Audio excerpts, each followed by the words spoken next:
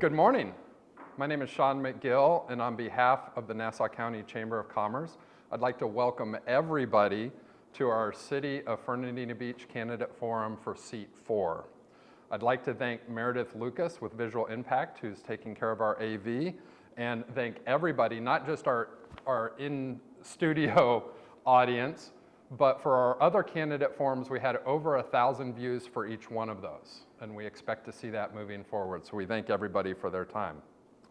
I'd like to introduce our candidates for Seat 4, Dr. James Antun, Mayor Mike Lednovich, and Mr. Christopher Nikoloff. Ms. Chelsey Lemire had a scheduling conflict, so unfortunately she was not able to join us this morning. And as a reminder for everybody, this is not just a typical question and answer. We're going to have a discussion, and we'll go through various topics that come from the Chamber's 5 pillars of strategic initiatives. And for everyone's benefit, those initiatives are innovation and economic development, business climate and competitiveness, civic and governance system, infrastructure and growth leadership, quality of life, and quality of places. And so these are things that our over 800 members have expressed an interest in from our Government Affairs Committee. Our questions from the audience, we'll have you guys write those down, and I'll do my best to incorporate those into our discussion as there's time. And so right now, we'll let each of the candidates introduce themselves. You'll each have 2 minutes, and we'll start with Dr. James Antun. Good morning, everyone. First, I'd like to say thank you to the Chamber for hosting this forum. As a member of the Chamber since the inception of our business, we understand thoroughly how much the Chamber contributes to the economic pulse of this community. I'm Dr. James Antun, as Sean McGill said. I'm a chiropractor in town. My wife and I have had our business here since January 2nd, 2017. I've been a city resident since April 20th, 2020. And I've had the pleasure of being able to purchase a home in the city because of how much this city has embraced our business. I believe that an important statistic to note is that 99% of businesses in Florida are small businesses. So the very reason why many people enjoy this community is because the small businesses make the charm that we all get to enjoy walking downtown, walking into my office and the plazas like it that many other business owners are. So I believe I'm a good candidate for this position because I have a hands-on input on what small businesses need and connections with small business owners that can draw them in to help improve functions and policies within the city where ad valorem taxes simply are not going to sustain the things that this city needs by themselves. So as your future city commissioner, if elected, I look forward to bringing entrepreneurial strategies to the table and having a solutions-based mindset to be able to help our city improve for the long term. Thank you. Thank you, Dr. James. Mr. Mayor.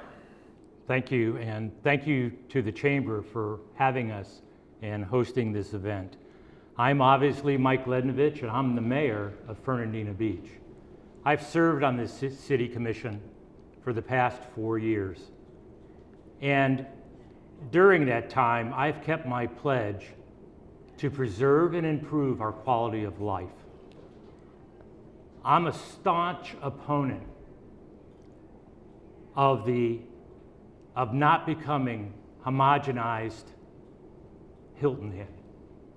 And there are forces out there, forces today, with initiatives that want to do exactly that. They want to make this city and our island Hilton Head. And I'm opposed to that. I'm opposed to losing our character, losing our quality of life. I fully supported our police, fire, and emergency services. I voted to place 30 acres of land into conservation. I introduced, and it was passed, an ordinance to ban smoking on our beaches and in our parks.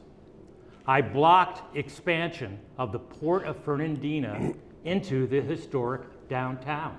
That would have negatively affected businesses. I voted to repair the city marina and fuel docks and to keep the marina operating by dredging. I fully supported the reopening of Alachua Street, which will increase the business flow for tourists and shoppers and residents alike. I have a track record. I kept all of my promises. In the next 4 years, if elected, I will keep each and every one of those promises. Thank you very much. Thank you, Mr. Mayor.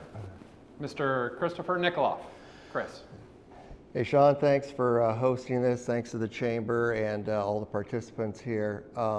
Before I start and introduce myself, how many people here have been able to view my introduction video or look at any of the questions online? Many of you? Okay. So I'm currently retired after a lifelong career in the fire service, serving my community as a firefighter. I was fortunate to have a job that I loved. I really enjoyed giving back to my community, and I like going to work. And I think a lot of you business owners here can embrace that and understand that. I'm retired. I do work at the YMCA as a lifeguard. I did that to help out with the lifeguards because I would swim there every day. I'm married to Janice, my wonderful wife back here. She's also retired. She was a small business owner for 20 years back in Denver, Colorado. She had a successful business that she owned and sold. I've been in Fernandina since 2018. I'm a graduate of the City Manager Citizens Academy, and I attended all the commissioner meetings since around February. I've been attending every single one of those so that I can learn the ins and outs of city business. Met with civic leaders. I've met with chamber representatives and all the civic leaders around town. I've met with several commissioners. I've met with several Port Authority members, and trying to introduce myself and to build this relationship that I think we need to mend in the long run. I've attended the advisory boards and met with all the external partners, a lot of the external partners. And I have the time since I'm retired to do this job, and I will be engaged. Thank you. Thank you, Chris. Our first topic is development. And the city manager recently posted the results from the National Community Survey. And in that, 28% responded that the city, when had well-planned residential or commercial growth. So 28% said excellent or good, which means 72% rated either fair or poor when it comes to planning growth, both residential and commercial. So my first question, Mr. Mayor, is do you agree with the majority of the respondents? And yes, why or why not? Density in the city and the island, and I anticipated you would ask me what the number one issue is. It's density, which then impacts mobilization. So how many people can we fit in the city and on the island? And can the road, highway, sidewalk, bike paths support the number of people you're going to squeeze in here? I am staunchly opposed to a couple of developer strategies. One strategy, which I've seen in my 4 years, is rezoning property. And the example I can give you are the village apartments on 14th and Lime. Before I came on the commission, that was rezoned from commercial to residential, high density residential. Every proposal that's come before the commission to rezone from commercial to residential, I have voted against. We cannot keep taking commercial plots and turning it into residential and more density. So that's number one. Number two, the other strategy developers are taking, county property zoned residential, annexing into the city, and we just had this the other night. A property along Clinch Drive, that area, that was under the county 19 units. That was the planned development. Well, they asked to come into the city, and the first proposal that came before the city commission was 45 units. So they went from 19 to 45. We said, no way. 3 months later, they came back, and now it's 24. All right, that's still 5 more units than what that land was planned for. And my position is, if the county said 19 units, it's 19 units. We're not going above and beyond that. So we have these developer forces in play that want to increase our density. And we've got to put a cap on it, because our roads and highways will not support the density. Okay, thank you. Chris, do you agree with the majority of respondents that we could do a much better job in planning for commercial and residential growth? I do. I really do. And like Mike said, the big thing is density. We need to look at residential areas like in the historic district that are zoned as an R2 or an MU2 type density. Those allow for larger townhomes and those types of developments in there. One thing we can do, I think, and that I would look into is the people there want to have one families, or maybe they're large lots, but maybe have one families or 2 one families within a parcel developed. And I think we need to take a good, strong look at the land development code, and that's the way to change the density. Certainly, we need to oppose any changes in zoning from commercial to residential, or residential to commercial. I was part of the, I don't know if any of you remember the Bristol development that came in. They were going to try to develop that large parcels around Amelia Island Parkway and Bailey, and they wanted to put a bunch of multifamily in there, and they wanted to change that parcel from a commercial to a residential to allow the multifamily. I attended all those charades, and eventually, as you know, that was defeated. I mean, they backed down out of the program because of some pushback. But I think the key is that we need to look at the land development code, and we need to listen. We need to listen to the community and the people that live in these neighborhoods to see what they want. Also, the thing we need to address too is that isn't talked about. We talk about people moving here and developing here, but what about off the island? What about the development that's going to occur off the island? Currently, we have, you look at Wildlight, and we have like 3 other developments that are going in that Wildlight, if you look at it, is maybe a postage stamp. These others are going to be the size of $1. And where are these people going to come to recreate? They're going to come here to the island to recreate. So not only taking care of development on the island, but we need to reach out to our partners. We need to look at the county as a partner. We need to look at the Port Authority as partners, and we need to work with them to help solve some of these problems. We can't do it on our own. And that's leadership. That's leadership. Certainly I'd be against rezoning right now, the way it is set up.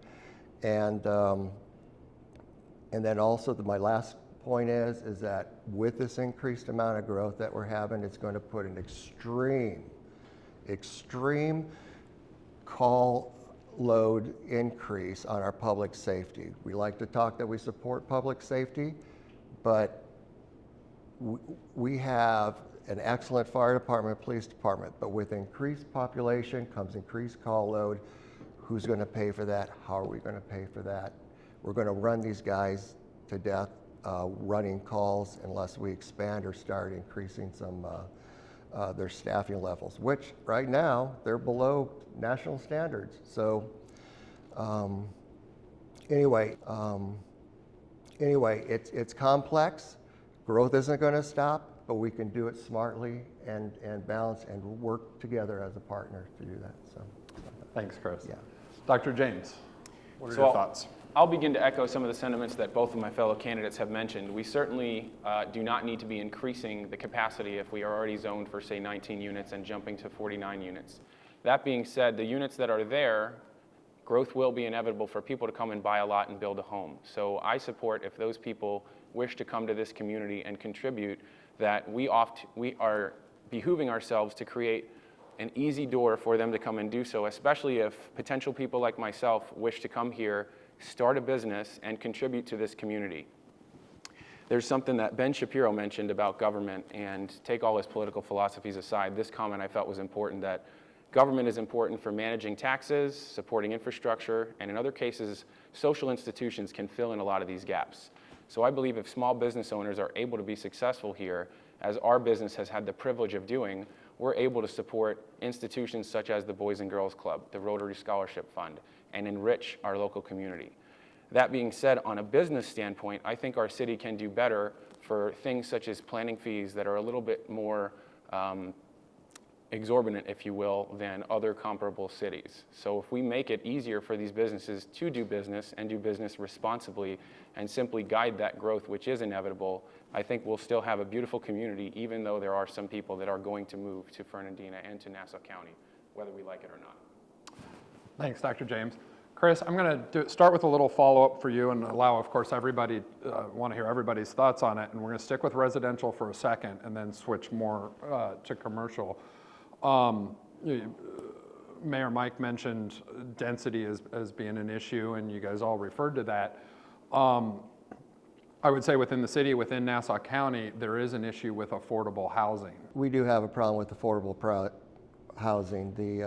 The prices of the property are going up. It's being difficult for people to afford here. Rents are going up.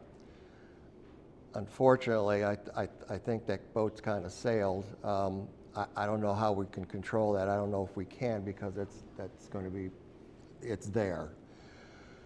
What we can do is maybe partner with some of the larger employers in the city, Rayonier, West Rock, who have their employees have a large presence here in the city.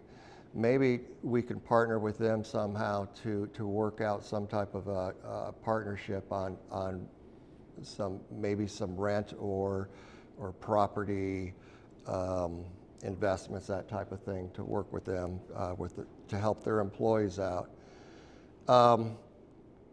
The one thing I did want to say, though, as far as that did come up, as far as what people are frustrated with, is when the county comes in and a developer comes into the county that's on the island.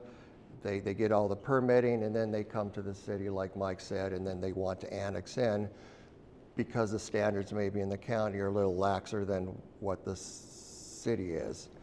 I would like to take a look and see if there's any kind of a way that we could impose some type of a fee or some sort of thing where if it's known that they do that, because the developers know this, that it would cost them a lot to discourage, and it would discourage them from doing that. So in other words, they would come directly into the city initially to do that. Affordable housing is something that we need to partner with a lot of the chamber, a lot of the people in the county.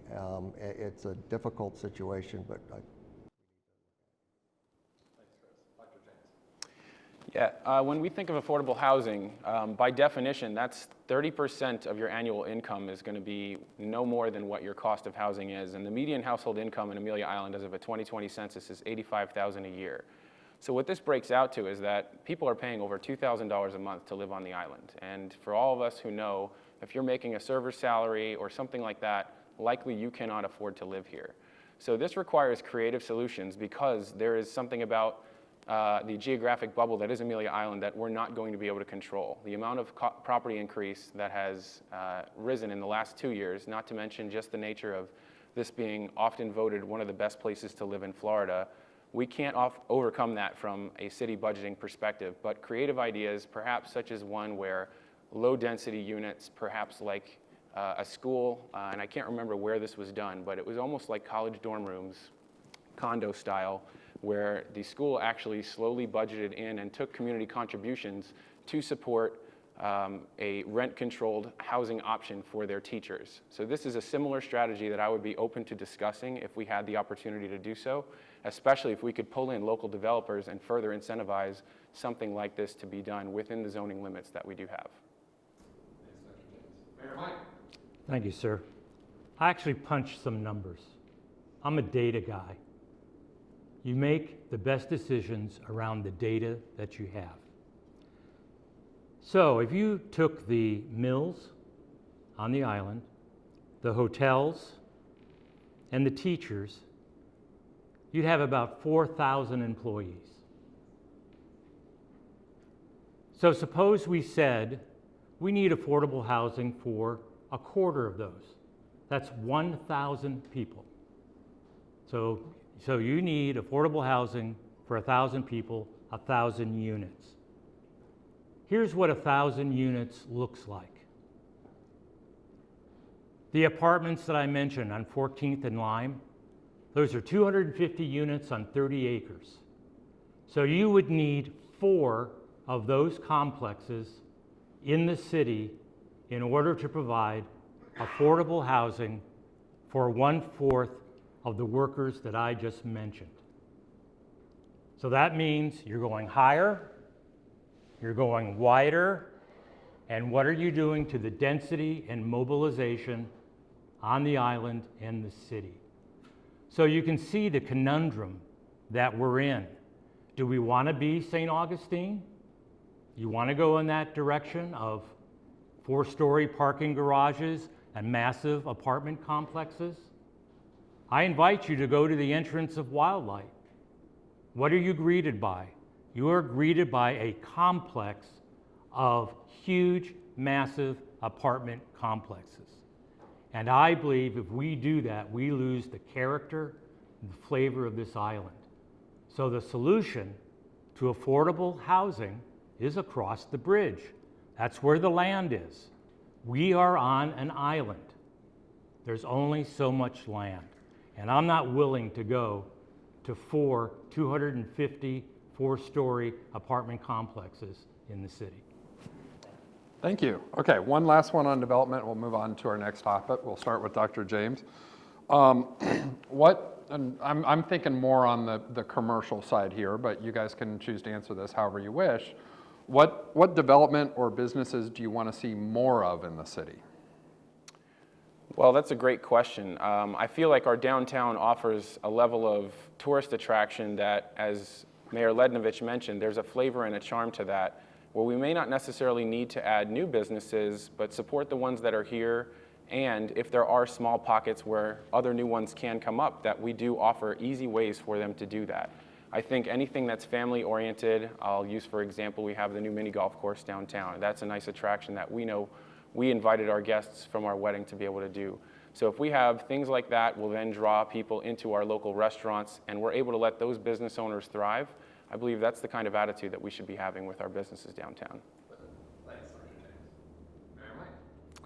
That's a really good question. I rarely leave the island. There's a reason for that. Love the island, love the city. It's easy to get around. Everything that I need is here. But there are some needs. Sporting goods.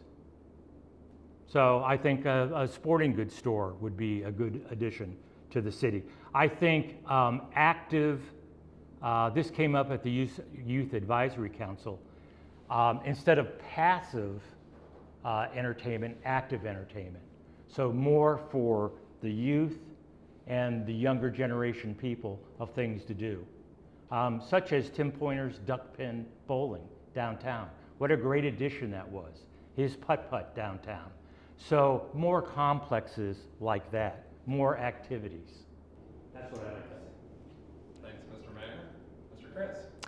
Well, we're basically a tourist economy. We have a lot of great restaurants and we offer a lot of great services to the visitors, and we offer a lot of great services to the residents here as well.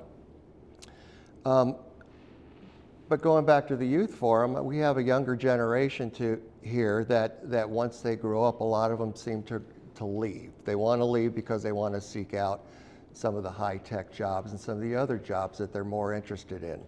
So maybe in order to keep some of these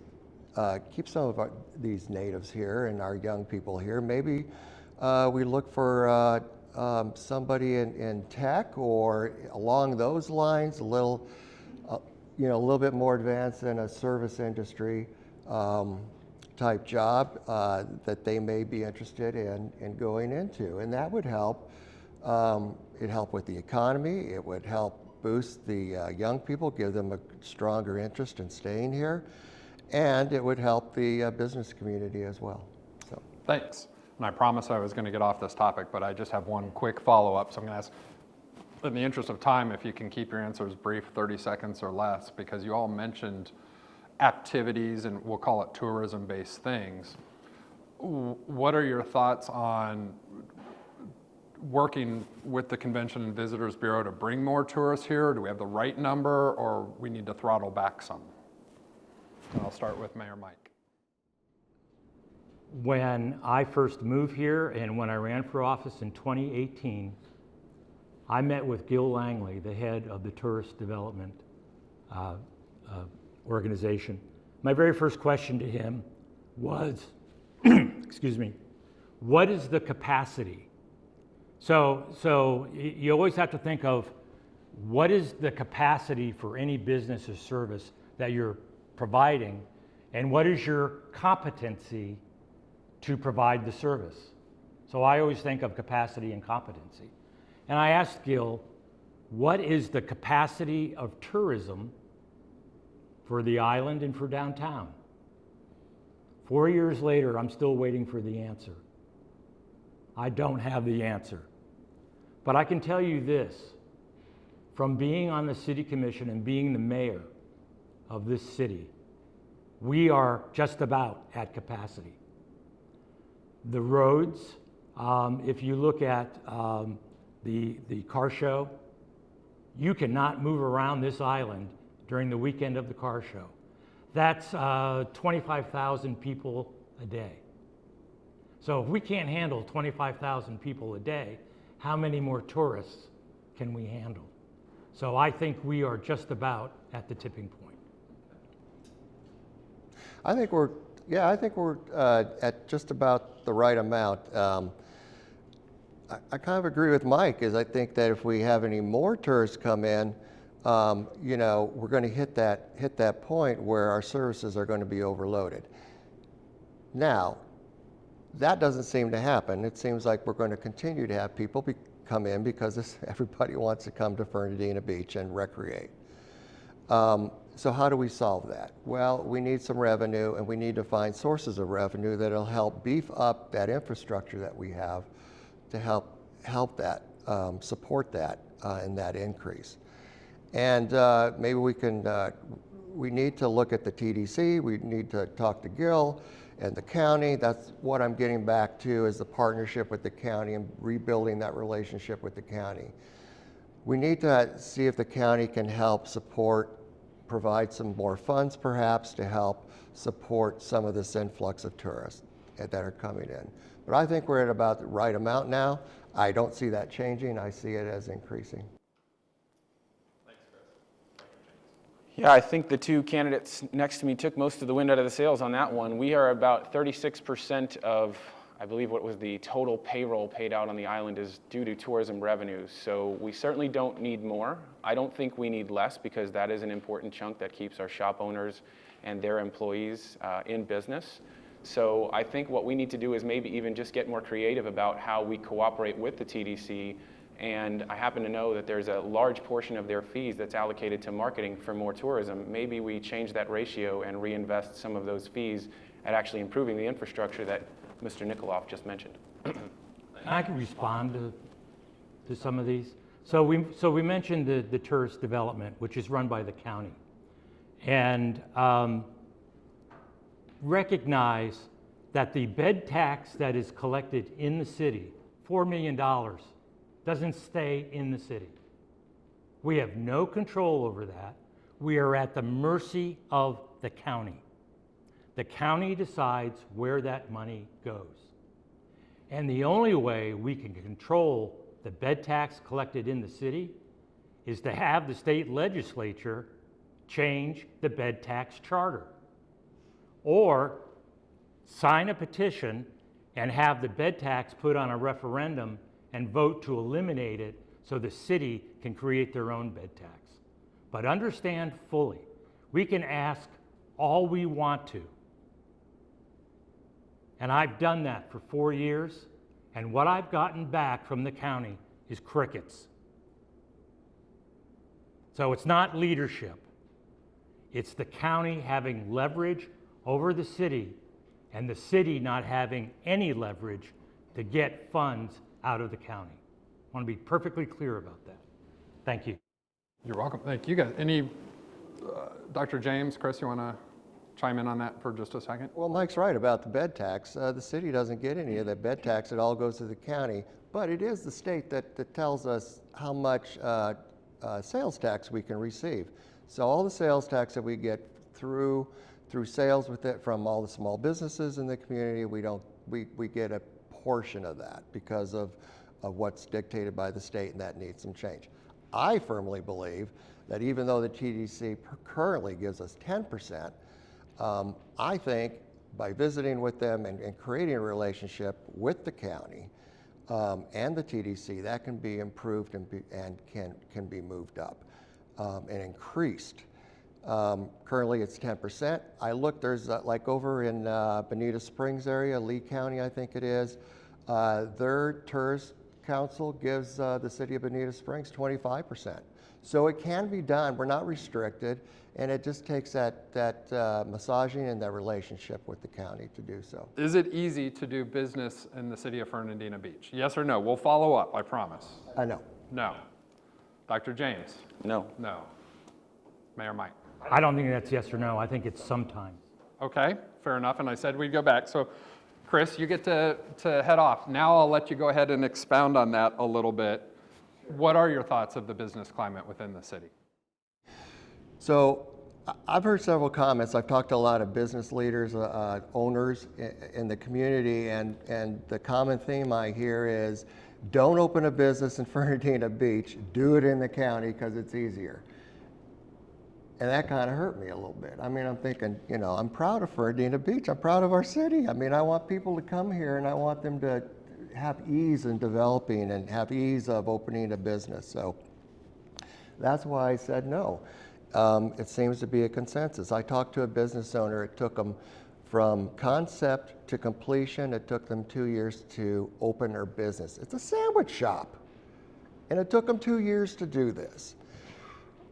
I understand things are getting better. The permitting is getting better.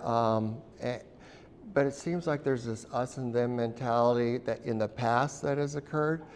I think we need to change that culture. And part of that change is leadership on the commission. We need to treat our business owners as customers. And that mentality and that culture leads on down to the different departments and how the business owner is treated. I think we need to streamline that process a little better. So that's why I said no. It can be better. I'm hopeful it can be better. I know it can. Well, I can speak personally to what was nearly a year-long delay in permitting with at least 8 to 10 revisions and emails to show that our architect engineer was nearly ready to quit on our project because of how much, quite honestly, nonsense about pushing the goalpost further along was. So for me, if that's happened to even 50% of other business owners, and I can think of quite a few colleagues who it has, this is the kind of process that I'd like to make sure that we're streamlining if there is redundant policy, we're cleaning up if there's antiquated policy, and we're making sure that there is consistency in the execution of that policy, so that if you're friends with somebody, you don't get your permit pushed through faster than if you happen to not know someone. I'm glad you asked this question. And Regina Duncan, sitting in the back of the room, will remember this very well. And Chris keeps mentioning leadership. Here's some leadership. Regina called me and told me about numerous problems with our building department. The history of our building department was we went from a very laissez-faire building department, especially on inspections. And I experienced this personally, where an inspector came to my door to inspect something, and he stood at the door and he asked me, "Did you do it?" I said, "Yeah," and he left. That was the inspection. We went from that, which would be like a 1 on the Richter scale, to a building department official who took us to a 10. So we went from very laissez-faire to very strict. And that caused severe problems in the business community. And Regina made that known to me. The chamber did a survey, which was very, very helpful. As soon as I learned of the problems in the building department causing so much concern and so much angst, I immediately called for a public city commission workshop where we addressed this problem head on. And at the workshop, and the chamber was there, at the workshop, we instructed the city manager, one, to improve the customer service attitude of our building department officials. We had a customer service mentality of us versus them. That had to change. Our mentality had to change from us versus them to, hi, I'm your building inspector, and I'm here to help you get your project done. So number one, and the result was they went through customer service training as a result of that workshop. Number two, we reviewed our processes and what was on the books, inspection-wise and enforcement-wise. Because Mr. Sturgis is here, he's a builder. How thick is that book, that inspection book? It's about that thick, isn't it? And when you have any set of rules that are that thick, they're open to interpretation. So what are we going to enforce strictly? What are we going to enforce? Yeah, that meets the code. It's not exact, but it meets it. And that's how we deal with issues. As mayor, that's how I deal with issues. So when an issue comes up, we have a workshop and we address it head on and we find the solution. Thank you, Thank you. Mr. Mayor. We know we're in the budgeting process now. We're wrapping it up. And back to that national community survey, basically about half, but a little bit less than half of the respondents, 48%, thought they got good value for services for their taxes. So I'm going to start with Dr. James on this one. Do you agree that we could do better on providing value? And just a little bit more open question in terms of where do you think our budget process is? Is there some more fat that could be trimmed, or do you think we're at about the right spot? Well, I think we could always do better. I think to say that it's good enough is simply not adequate, because there's always novel ideas, there's always strategies, and I do think that we can trim some fat. Have I personally combed the line item line by line to say what that fat is at the very moment? No, but I think that's where you take a deep dive into seeing what departments maybe are a little bloated, if any, and if we can reduce that, you might be able to find a quick $500,000 or $1 million in the budget. And I know this discussion has happened at the last few commission meetings, so really it just requires a meeting of the minds and a little more cohesiveness in these workshops so that the 5 commissioners are able to agree upon what dollars can actually come out of the budget. I'm so glad you asked this. We are having our final budget meeting tonight. And the budget hearing, if you're interested in attending and speaking, is at 6 o'clock. This is what I will tell you about the city budget. Number one, historically for years, we have ignored setting aside funds to maintain our infrastructure. And here's the example I can give you. In my first year on the city commission, during the intense summer tourism months, we had to close 12 beach walkovers because they were not safe. We hadn't maintained them. The city had set aside $50,000 a year to maintain 30 200-foot beach walkovers. That's insane. And so historically, with each piece of our infrastructure, City Hall, the PEC Center, Atlantic Rec Center, MLK, roads, lighting. We have not devoted the funds for the upkeep of the city. And this year, we have put in this budget infrastructure maintenance and repair. And so I would say the citizens of Fernandina Beach are getting good value there. Here's my second point. And I get very fatigued about hearing this business, oh, we're a city of 13,000 people. Wrong. We don't have 13,000 people. We have 13,000 people who live in the city. But we have 660,000 people who come over that bridge and visit and use our infrastructure and services. Those are the day trippers. We have another 600,000 people who come to the island and stay here. That's 1.2 million people that we have to provide service to. So this bunk about you need to cut people, it's bunk. We have to provide city services to 1.2 million people. And we're doing that on a shoestring. I can tell you that right now. Thank you. Mr. Chris. I think it is good to look at the budget and see how we can trim it back. I think that's healthy. When I started this process, to be honest, I initially thought I've been through these types of processes before, where you go through and you try to look for things to cut, and then you end up with maybe a handful of dollars. So your cost benefit in looking at that, it really wasn't worth it in the long run. You could save a few dollars here or there. But then as I started getting into this and started looking into the budget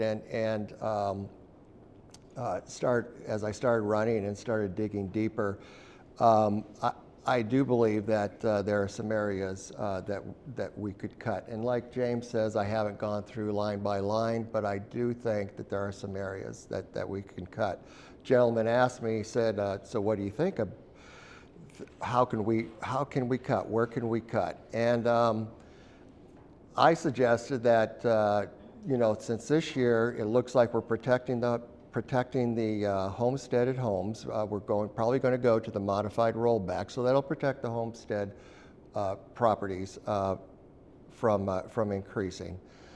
But I told him, I said, if we stayed at that, but if we asked our department heads to take a good, hard, deep look and say, okay, what can you cut out of this budget before we go to that? Is there anything you can cut out of? And then come back to us with your renewed budget.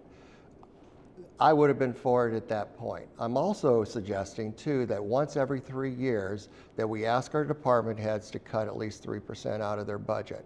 Because as we all know, our budgets increase. We accumulate a little bit of fat here or there, and that there could probably be some points. And I don't think that's unrealistic to ask for once every 3 years. Something they can plan on, something they can look forward to and work on. Mike was pretty right. I mean, we have a lot of people coming into this, into Fernandina, and it's not just the 12,000. It's actually 1.6 million that do cross the bridge annually every year, and it's 600,000 that stay here, and that's considered over one night. All those people we need to provide services for. Public safety, their call load would increase. So, yes, I think it's healthy to take a good hard look at our budget. It's been suggested that we have an outside auditor come in at some point in time to take a look to see how things are, because it is pretty complex. I think it's healthy, and I'd be open to that too. Alternative revenue sources, and the one that always comes to mind is paid parking, whether it's downtown or beach parking. So I want your thoughts on that as well, plus whatever you wish to respond to. We get no money from the county. The county gives us zero support. Here's a very quick example. There are 70 streetlights in the city, on county property in the city, in the right-of-way. The city was paying a county electric bill $30,000. Should that be on the backs of city taxpayers? No. So we told the county, we're not paying your electric bill. Guess what the county did? Turn the lights off. Lyman 14th, those lights are off. There's a school nearby, those lights are off. It's going to be dark. So the county can't even pay $30,000 to pay for their own lights. That's the type of things that we ask the county to do. Parks and Rec. 65% of the youth are county youth. The county gives us no money for our athletic fields, for the upkeep of our parks. We get no money from the county. So property tax revenue is unsustainable in the city. So to your point, we need alternative revenue. All right? Now, one thought in my mind, and it has not been vetted, because I want to see what the net would be on revenue. So one thought would be visitor paid parking downtown. In other words, these 1.2 million people who come here, when they park downtown, make them pay. Right now, these visitors pay nothing. Use our roads, use our infrastructure, they pay nada. Other than the bed tax, which we don't get. So I think we need to explore and vet how much revenue would downtown paid parking get us. That's probably the low-hanging fruit.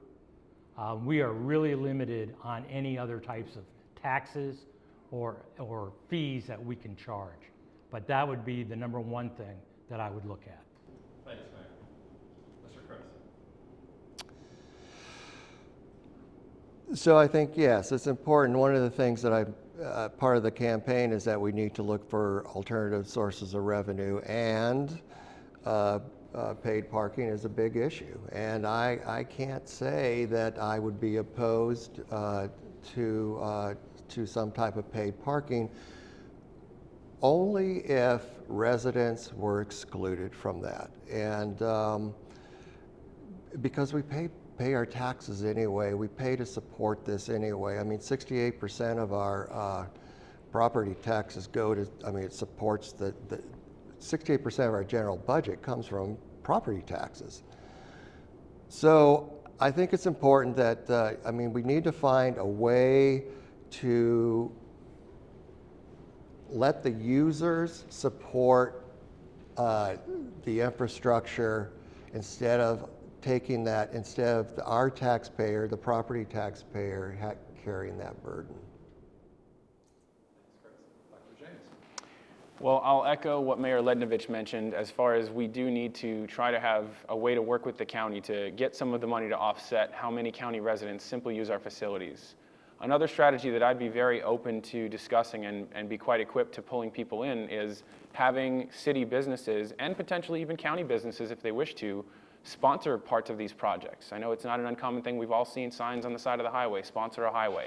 If we can have a business or series of businesses that would want to sponsor the beach walkovers, before you know it, you may be able to come up with $50,000 to $100,000 a year in business contributions. There is, according to the 2020 census, over 2,000 entrepreneurs that live on this island.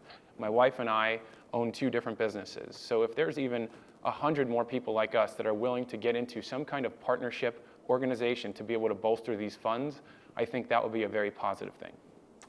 Thanks, Dr. James. Okay, so for our final topic, and I'm just going to ask each of you one question. We're going to start with Dr. James, and this can be very open. I'm going to throw some stats out, and you guys can respond to it however you wish in the terms of governance. And first from the National Community Survey, and basically, I don't want to feel like I'm cherry picking. I did look for things where areas that we could see some improvement. There were some great things in that survey as well. But one of the areas it just said, in general, and all of these are, the percentage is folks that said excellent or good. So you can do the math. 30% of the respondents had excellence or good in overall confidence of the city of Fernandina Beach government.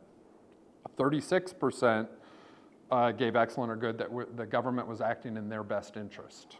34% said that the government was open and transparent to the public.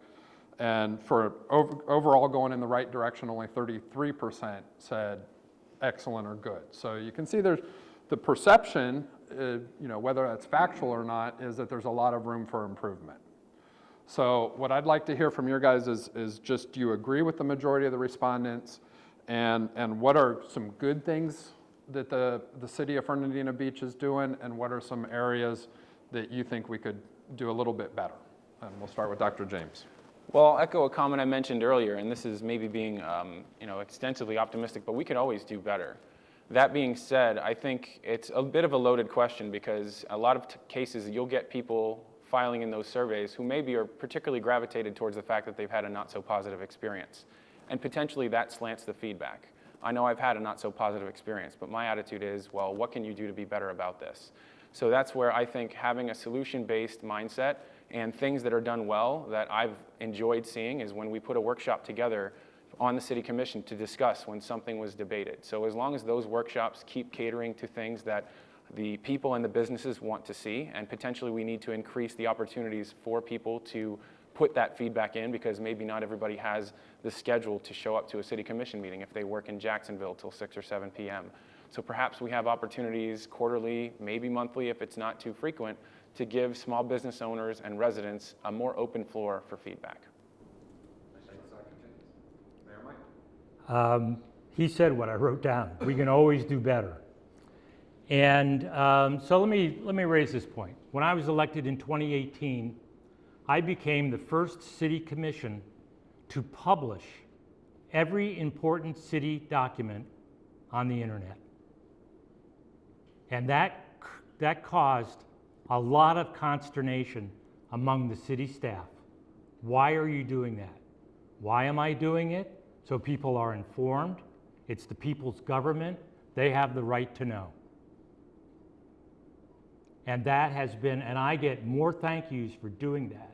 And I've done that consistently for the past 4 years. So having an informed electorate is paramount in having effective government.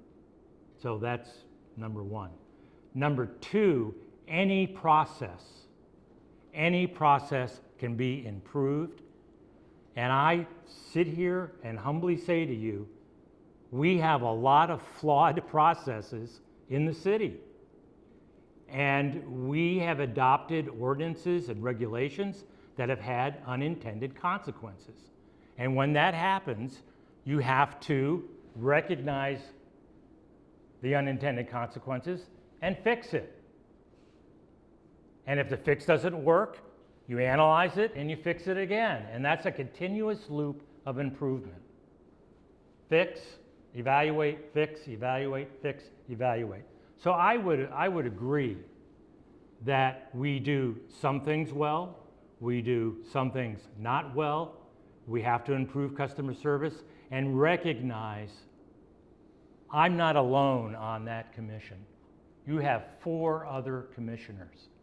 Each one of them brings, through their own lens, their view. There's a commissioner right there, and he sees the city through his lens. I see it through mine. 90% of the time, our lenses match. There's 10% where it doesn't.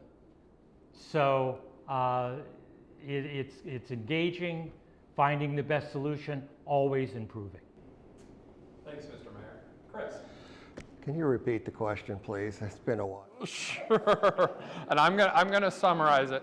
Basically, in general, about 30 to 40% of the folks that responded to the survey said that the government was acting in their best interest or heading in the right direction. Do you agree with that? And what are some things that you think the city's doing well or could do better? So yeah, I agree with it, and I think it's pretty telling. We like that only 30% of the people or the respondents have any trust or a feeling that the city is going in the right direction. So we can talk about quality of life, and that, because that's all why we're here. We have a great quality of life, and we want to improve quality of life. But if the people living here don't trust the government that's taking them, or the leadership that's taking them in that direction, then what good is quality of life? They gotta trust and have faith in the local government first. And we need to build that trust. To do that, one of the things that I'm proposing is I will hold up to 3 town halls a year. And I'd like to do that to be transparent, to be open, and I will do it at all different types of the day. We have working people, so maybe do it one quarter, we'll do it in the evening, and the next quarter we'll do it in the mornings, and in all different locations throughout the city. That way, I think that's a good way to get a pulse on what the community is actually feeling and to build trust and to update them. As far as putting stuff out on the internet, I happen to agree with staff from what Mike was referring to is to me, if I was a staff person, I would feel that would be undermining my position as staff. We can certainly look at it as that you're putting information out there, but if I was to do it, I would do that on the city's website, have one place to do it.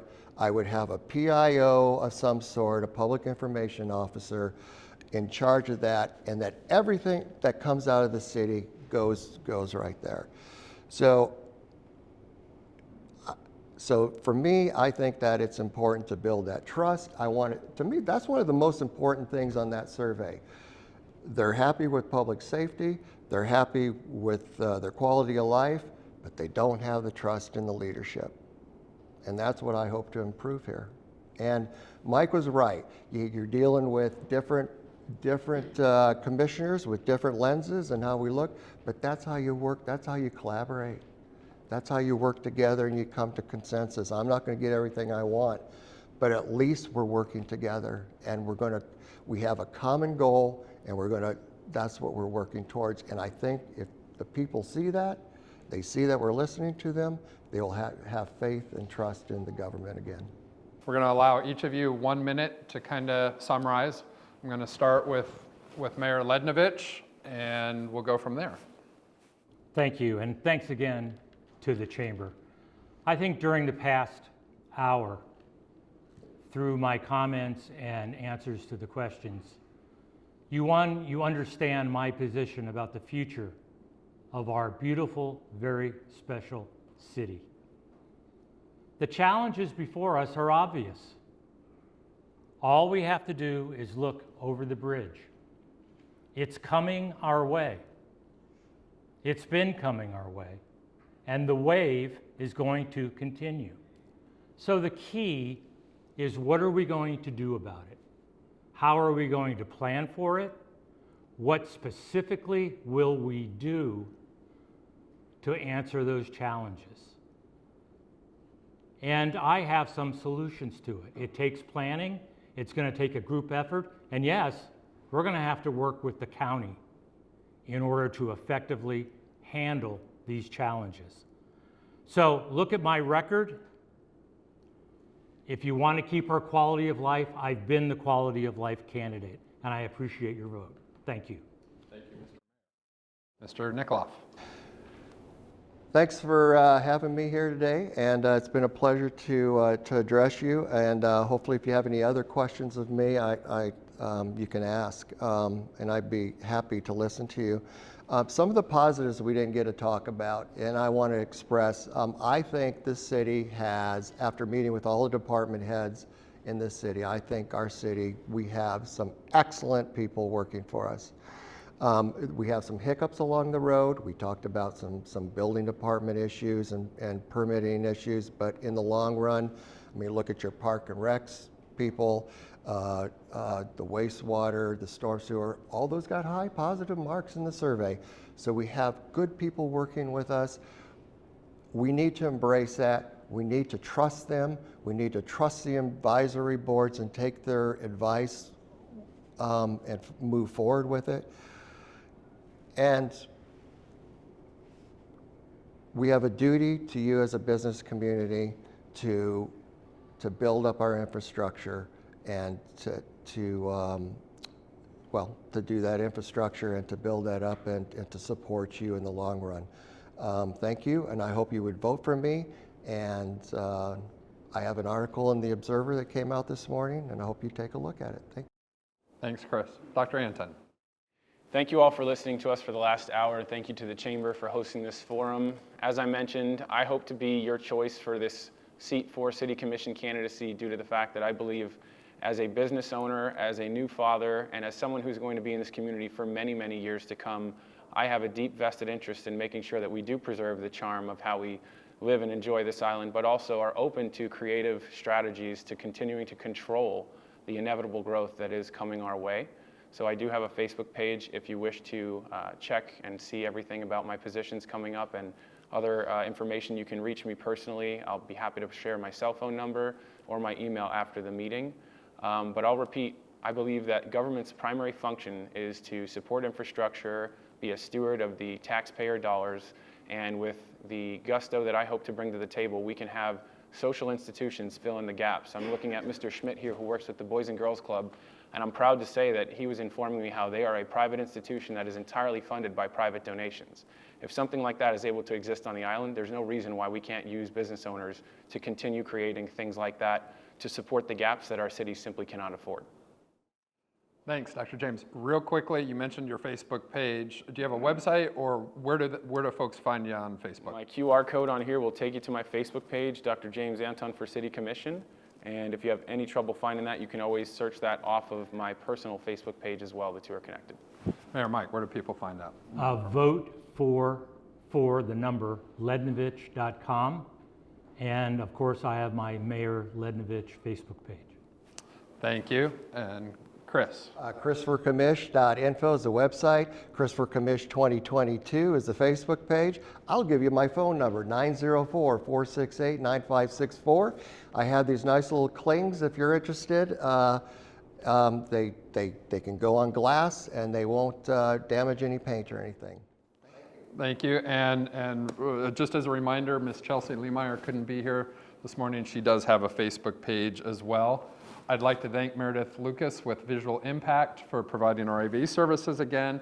Thank our audience, both here in the room and those of you that have taken the time to watch and learn more. And of course, thank our chamber staff and board of directors providing these opportunities for us. Remember, get out and vote. Early voting starts October 26th, or if you're like me and like to vote in person, on Election Day, Tuesday, November 8th. I hope everybody has a wonderful day.